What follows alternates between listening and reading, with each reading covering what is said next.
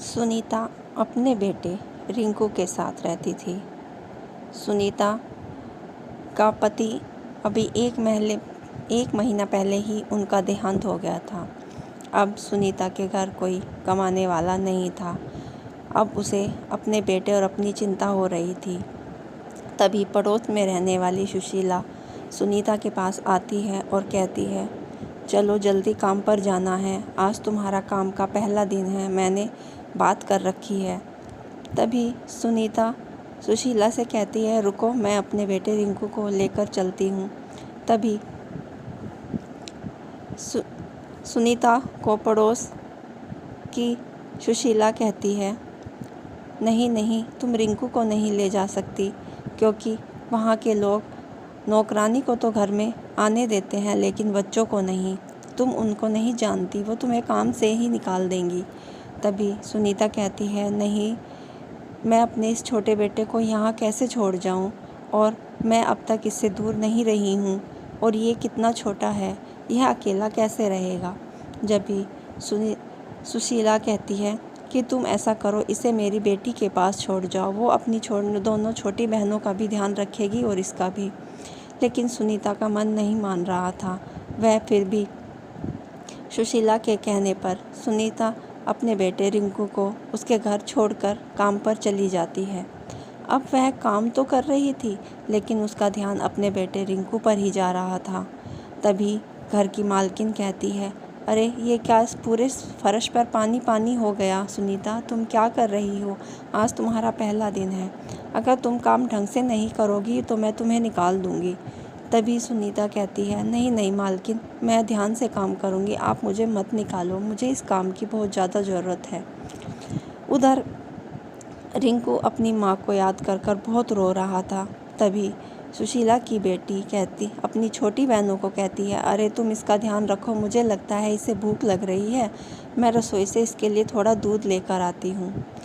लेकिन उसकी दोनों छोटी बहनें खेल में इतनी व्यस्त थी कि उन्होंने रिंकू पर ध्यान नहीं दिया और रिंकू वहाँ से उठकर माँ माँ करता हुआ घर से बाहर निकल गया और वह माँ माँ करता हुआ सड़क पर चला गया। सड़क पर जाने के बाद अब रिंकू बेहोश होकर सड़क के किनारे गिर गया।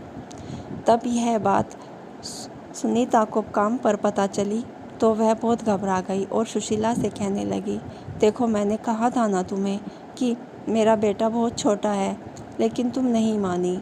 अब मुझे नहीं पता, मुझे मेरा बेटा ला कर दो। अब सुशीला सुनीता को लेकर रिंकू को ढूंढने निकल जाती है। इसी तरह 1-2 दिन होते हैं। सुनीता और सुशीला दोनों उसको ढूंढती है। अब धीरे धीरे सुनीता की मानसिक हालत ख़राब होने लगी।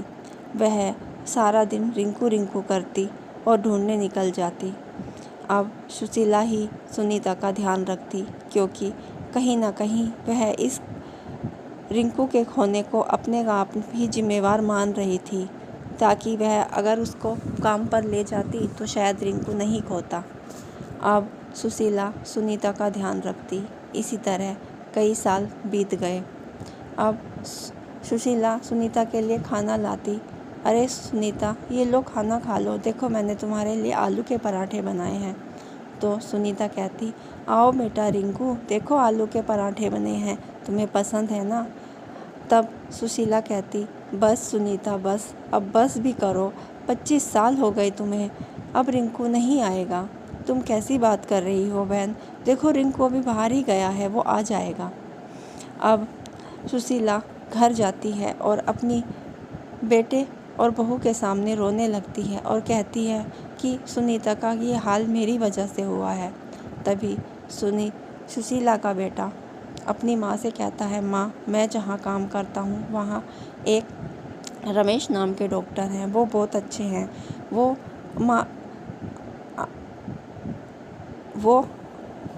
आप मेरे साथ चलो और उनसे बात करो, वो शायद सुनीता आंटी के लिए कुछ मदद कर सकेंगे। तब वह कहती है, अरे बेटा, जब वो इतने बड़े डॉक्टर हैं तो उनकी फ़ीस भी बहुत महंगी होगी।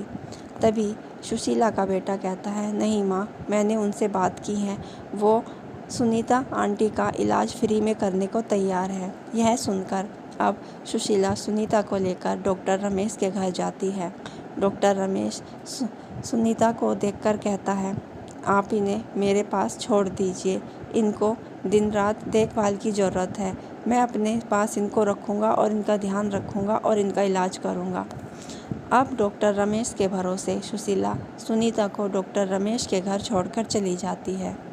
अब डॉक्टर रमेश दिन रात सुनीता की इलाज करने में व्यस्त हो गया, लेकिन यह देखकर डॉक्टर रमेश की माँ को थोड़ा बुरा लगा। वो कहती है, अरे बेटा, तुम इसके लिए इतना क्यों कर रहे हो? तुम्हें इससे ना तो कोई पैसा मिलेगा और ना ही तुम्हारी तारीफ़ होगी। तब वह कहता है, माँ, मैंने पैसा बहुत कमा लिया और तारीफ़ बहुत पा ली। अब मैं इनकी सेवा करके इन्हें ठीक ही करूँगा। जैसे ही सुनीता डॉक्टर रमेश को देखती तो उसे उसमें अपना बेटा रिंकू दिखता। वह कहती, मैं खाना तब खाऊंगी बेटा जब तुम खाओगे। अब डॉक्टर रमेश भी उसके पास बैठकर खाना खाता और सुनीता को भी खिलाता। एक दिन सुनीता डॉक्टर रमेश के कमरे में जाती है और एक खिलौना ठाकर लाती है और डॉक्टर रमेश को कहती है, अरे देखो बेटा रिंकू, मैं तुम्हारे लिए क्या लाई हूँ, तुम्हारा मनपसंद हाथी वाला खिलौना। तुम बचपन में इससे खूब खेला करते थे ना, तुम इसकी पूंछ पकड़कर इसको ऐसे हिलाते थे ना। अब यह देखकर डॉक्टर रमेश की माँ थोड़ी घबरा जाती है और वह सुशीला को फ़ोन कर अपने घर बुलाती है और सुशीला से सुनीता के बारे में पूछती है। तब सुशीला बताती है कि बचपन में 25 साल पहले इनका एक बेटा था जो कि खो गया था। उन्हीं के गम में यह मानसिक संतुलन खो बैठी है।